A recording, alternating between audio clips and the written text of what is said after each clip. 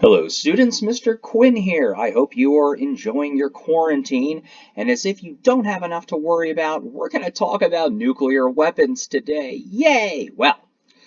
So this is a website that is hosted by Stevens Institute of Technology, and it is called Nukemap. It is exactly as the name implies. It uses data from Google and Google Maps and all sorts of stuff and sciencey things that would show you what would happen if nuclear weapons were dropped on different parts of the world. You can actually pick different yields or the size of nuclear weapons. You could go to different cities. It's really neat. Now, we're talking about this today because in the Cold War, the thing you have to remember most of all is the world is terrified of an all-out nuclear war. The United States develops the atomic bombs in 1945. Russia, several years later, develops their atomic bomb, and then we start to get into these things called hydrogen bombs, which are many, many, many, many times more powerful than the original nuclear weapons we dropped on Hiroshima and Nagasaki back in 45. So let's talk about some of these things. Now you see this little icon here. This is Midtown Manhattan.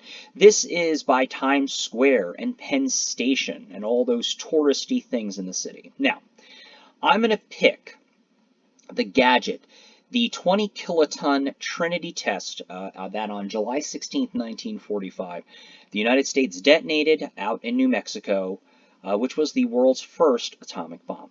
So let's see what happens if we detonate it. Wow. Now you can see the estimated fatalities are climbing. So we're going to zoom out here. Now you'll see a couple of things. These circles are the blast radius. This tiny one in there, that orange one, that is the instantaneous fireball that is hotter than the surface of the sun. It will melt things. It turns human beings and dogs and cats and squirrels into atomized carbon dust. You cease to exist. The good news is that if you are in this epicenter of the bomb on the real ground zero there, you won't even know that something has happened.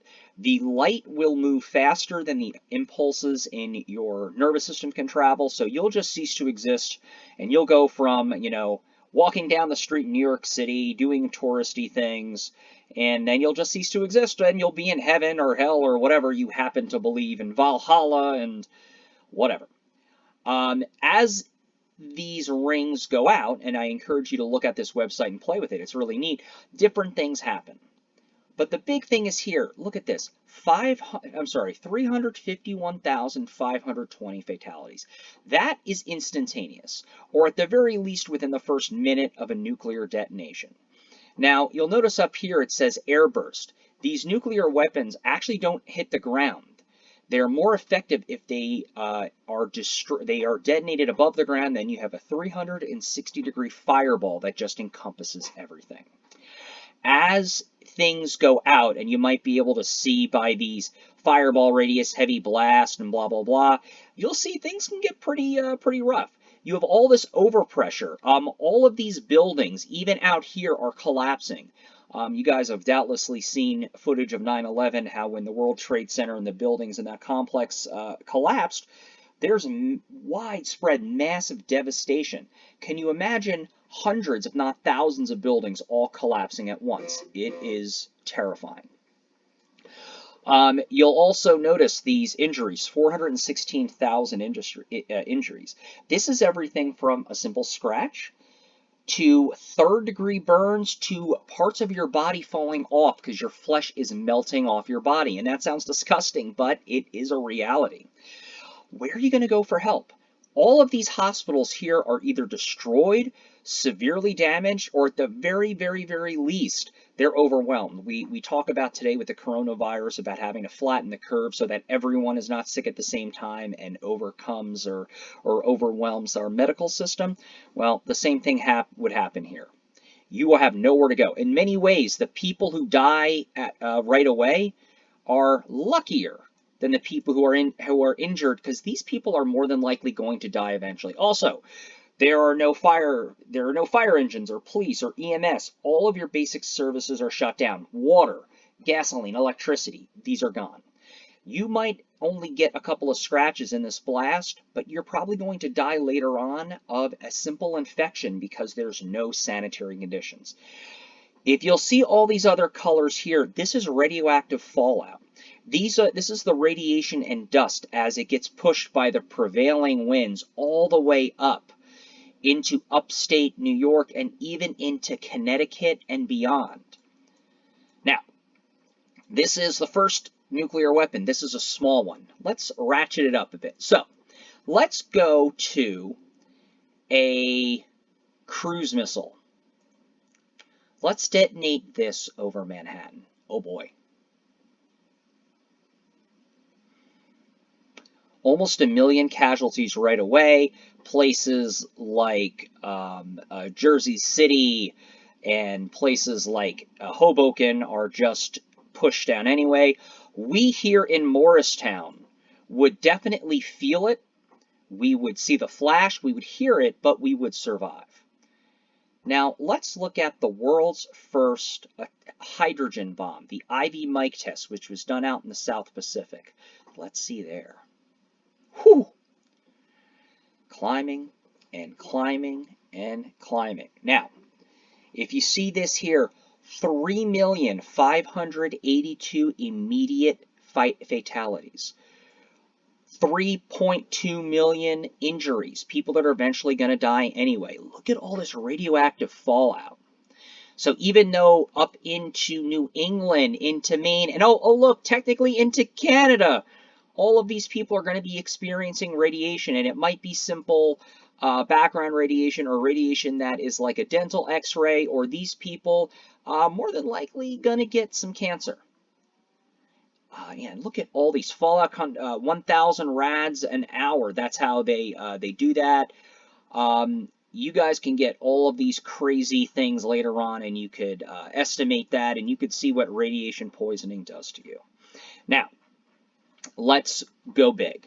So let's say that there was an all-out nuclear war between the Soviet Union and the United States of America. The largest bomb ever designed is the Tsar Bomba, or the King of Bombs, or the Emperor of Bombs. It's Russian. This was the largest one ever designed. They did one that was about half that size that was detonated out in Siberia. That was 50 megatons. This is 100 megatons. Let's find out what would happen to New Jersey. Now, with this hydrogen bomb, you could see Morristown is unaffected. Obviously, the economic and humanitarian issues all here would affect us in Morristown, but we would not die. We would see it, we would hear it. We might even have occasional windows being blown out.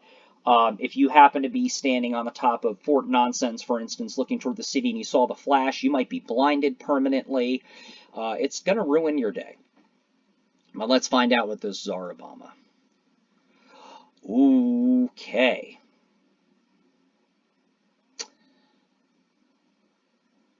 $8,102,610 estimated fatalities, and that's fatalities within the first second or first couple of minutes of this detonation. More than 6.5 million people injured, and they have nowhere to go to help. Now, let's zoom in a map. The island of Manhattan is gone. Everything's gone. Yankee Stadium and Shea Stadium they're gone. Giant Stadium, MetLife, all that's gone. Morristown, oh boy, yeah, we're boned. Look at this. This is in this ring, this thermal radiation, third-degree burns. Third-degree burns extend throughout the layers of skin and are often painless because they destroy the pain nerves. They cause severe scarring or dismemberment, which is a fancy way to say that things are going to fall off you like your arms and can require amputation. 100% probability of third-degree burns at this yield. This means that even if we survive and things like that, we're going to have burns over most of our body, and there's going to be no hospitals for us to go to. We are going to wish that we're dead. Now, you can imagine what would happen if these things are going off all over the world. You're getting deaths not in the millions, but in the 100 millions. You have to understand that if we went to war, not only would the Soviet Union be targeting all American cities, they'd even be targeting parts of Canada where we have radar sites, and also parts of Europe that have our military bases. England, and France and a lot of these European nations are our allies during this time, so they would be targeted. And we, of course, would be targeting Russia and their allies. This would be catastrophic. Albert Einstein said once that he doesn't know what weapons World War III will be fought with, but World War IV will be fought with sticks and stones. Think about that. Einstein's saying that if nuclear weapons are used and we wipe out the Earth, civilization's done. The next wars we'll be fighting with any survivors will be with sticks and stones, with improvised weapons and things like that. So I know that was kind of terrifying, but the good news is that all throughout the Cold War, this 50-year period, this didn't happen. There was this concept of mutually assured destruction, MAD is the acronym. And the United States and the Soviet Union didn't do this against each other, and thank God that they didn't, because none of us would be here today talking about this. Coronavirus was a joke compared to this stuff. So, I hope you enjoyed this. Please, again, go to, Nuke. If you Google Nuke Map, you could find it. I gave you a link in the Canvas page as well. Now, I'd like you to now look at a video that was designed to be given to schools. And knowing what you see here, I want you to see what would happen in this next video and tell me if it's accurate. Well, you'll see the questions. All right, folks, again, this has been Mr. Quinn. I hope you enjoy.